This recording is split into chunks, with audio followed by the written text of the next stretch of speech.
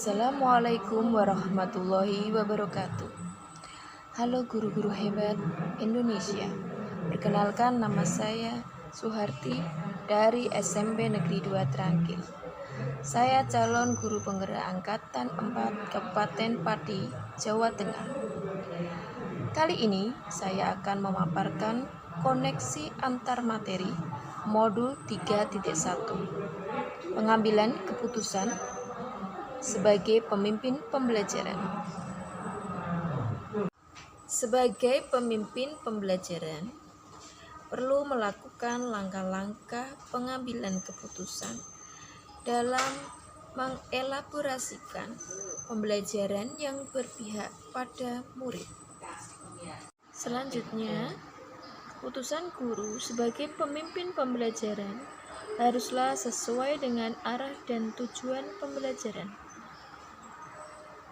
Mari mengingat kembali sistem AMONG. Yang pertama, berdasarkan pada ASIH, yaitu kasih, asah, yaitu memahirkan, dan asuh, yaitu bimbingan. Yang kedua, bersendi pada kodrat alam dan kodrat zaman, serta merdeka belajar. Selanjutnya, filosofi Ki Hajar Dewantara. Ing ngarsa sung tulodo, ing madya mangun karsa, tutwuri handayani. Yang artinya, di depan memberikan teladan, di tengah membangun kekuatan dan terus berkarya, dan di belakang memberikan dorongan. Selanjutnya, dalam kehidupan akan ada nilai-nilai kebajikan dasar yang bertentangan dengan teori dan peraturan seperti kasih sayang, kebenaran, dan keadilan. Nilai-nilai dan prinsip dalam diri sangat berpengaruh terhadap pengambilan keputusan, seperti nilai keyakinan, kesetiaan, kepedulian, kejujuran, dan tanggung jawab. Seorang guru harus memiliki nilai-nilai dan peran guru penggerak.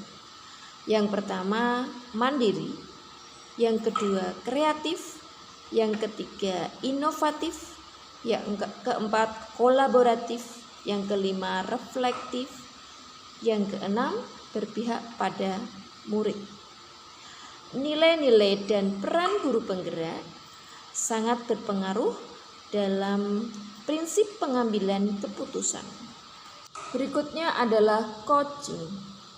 Dalam pengujian pengambilan keputusan yang telah diambil dapat dilakukan melalui coaching, yaitu apakah pengambilan keputusan sudah efektif dan apakah ada pertanyaan dalam diri atas pengambilan keputusan.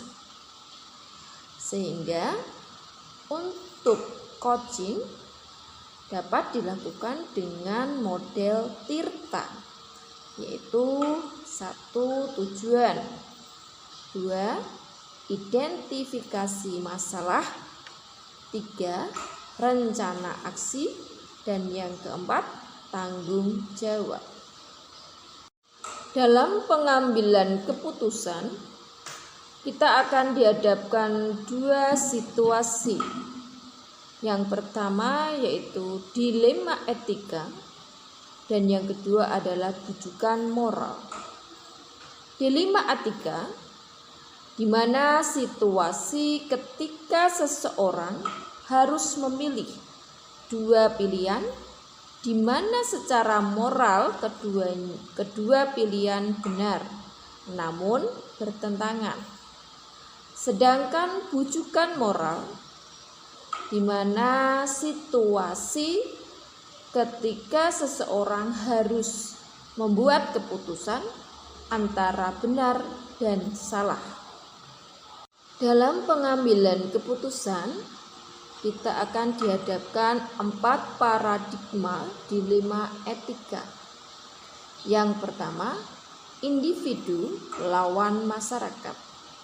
Yang kedua, rasa keadilan lawan rasa kasihan. Yang ketiga, kebenaran lawan kesetiaan. Yang keempat, jangka panjang lawan jangka pendek. Selanjutnya, terdapat 3 prinsip pengambilan keputusan. Yang pertama, berpikir berbasis hasil akhir atau end-based thinking. Kedua, berpikir berbasis peraturan atau rule-based thinking. Yang ketiga, berpikir berbasis rasa peduli atau care-based thinking. Berikutnya, ketika mengambil keputusan, yaitu kita dapat melakukan 9 langkah pengambilan dan pengujian keputusan. Yang pertama, yaitu menentukan nilai-nilai yang saling bertentangan. Yang kedua, menentukan siapa yang terlibat dalam situasi tersebut. Yang ketiga, kumpulkan fakta-fakta yang relevan dalam situasi tersebut. Yang keempat, pengujian benar atau salah yang dilakukan dalam beberapa tahapan pengujian. Yang pertama, uji legal. Yang kedua, uji regulasi. Yang ketiga, uji intuisi. Yang keempat, uji publikasi. Yang kelima, uji panutan atau idola. Berikutnya, yang kelima, yaitu pengujian paradigma benar lawan benar. Yang keenam, melakukan prinsip resolusi. Yang ketujuh, investigasi opsi trilema. Yang kedelapan, buat keputusan. Dan terakhir 9, yaitu lihat lagi keputusan dan refleksikan. Pemimpin pembelajaran ketika dihadapkan dalam situasi dilema etika maupun bujukan moral dapat mengambil keputusan dengan tepat, di mana dengan menggunakan 4 paradigma dilema etika dan 3 prinsip pengambilan keputusan serta 9 langkah pengambilan dan pengujian keputusan. Sehingga dalam pengambilan keputusan akan menghasilkan pengambilan keputusan yang tepat. Ketika pengambilan keputusan tepat, maka murid dapat merdeka dalam belajar. Yang berikutnya, tercipta lingkungan yang positif, aman, nyaman, dan kondusif. Kesulitan dalam pengambilan keputusan. Yang pertama, menghadapi situasi dilema etika dan bujukan moral. Yang kedua, kepatuhan kepada pemimpin. Yang ketiga, perbedaan pendapat antar warga sekolah. Namun kesulitan itu dapat kita selesaikan dengan duduk bersama, dengan berkolaborasi untuk mendiskusikan dari hati ke hati supaya dapat menghasilkan suatu keputusan yang tepat dan efektif. Pengambilan keputusan yang tepat akan mempengaruhi cara mengajar seorang guru dalam mewujudkan pendidikan yang memerdekakan murid, karena pengambilan keputusan telah dilandasi nilai-nilai kebajikan, tanggung jawab, dan berpihak pada murid. Selanjutnya, seorang pemimpin pembelajaran dalam pengambilan keputusan dapat mempengaruhi kehidupan dan masa depan murid-muridnya. Dengan keputusan yang tepat, seorang guru dapat membimbing muridnya menggali potensi yang dimiliki dan untuk dapat dikembangkan.